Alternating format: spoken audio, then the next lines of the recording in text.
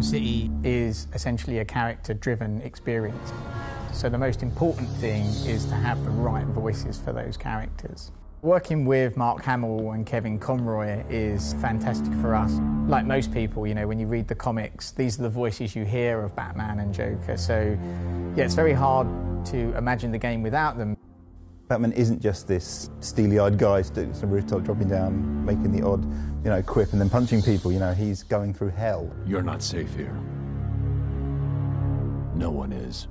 Kevin would come in and go, "No, I don't think Batman would quite say it like this," or "No, this is how I want to say this line." And we're like, "Okay, cool, awesome, let's go for it." Don't worry about me. You're needed out there. I've been doing the character now for 20 years. The audience knows him as well as I do.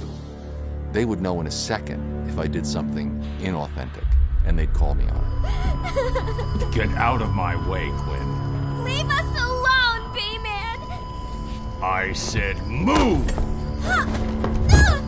When you see Mark become the Joker when he's actually in the recording booth and doing these voices, he actually physically kind of twists himself and manifests himself into Joker. Mark, sometimes I think he actually is Joker, so he just turns up and he just nails it. In fact, we rewrote all the dialogue to really fit into where he was taking Joker. Surprise! You fell for the old sick Joker gag, Batman.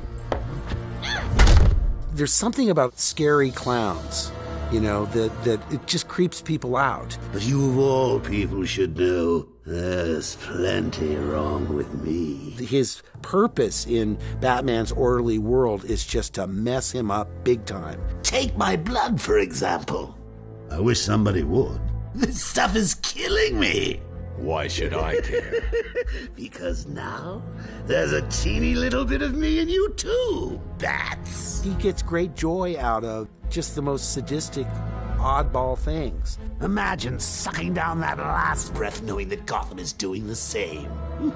What are you talking about? Oh, didn't I say? I've spent weeks shipping samples of my blood to emergency rooms all over the city. Because of the complicated character, Bruce Wayne and the Joker, there's a sort of a mutual respect there. Even though he knows he's insane, and he knows he has to be controlled, he would never want to kill him. Whereas the Joker is constantly trying to kill Batman. Hold tight. I'm in touch!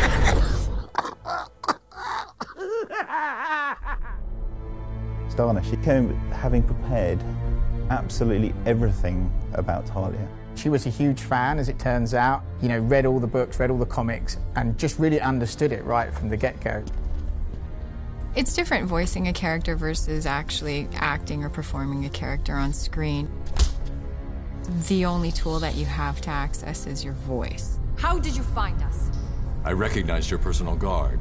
It was just a matter of following her. Please, mistress, he tricked me. Leave! I will deal with you later. I think Talia is really interesting because she skirts the line between good and bad, and you're not sure if she's completely aligned with the bad guys or the good guys. You didn't need to get yourself arrested to see me, Bruce. After that night we spent in Metropolis, you could have just called. She has this dichotomy in that she's sexy and she's vulnerable, and there are some things that can pull at her heartstrings that she will fight for that suggest that she's more than just like a cold assassin. She's got something that she's willing to risk her life for. You lied to me. I thought you loved me, Bruce. Authentic voice acting and having this direct link into Hollywood and working with all these great actors, for us, it is the real difference between making a good game and a great game.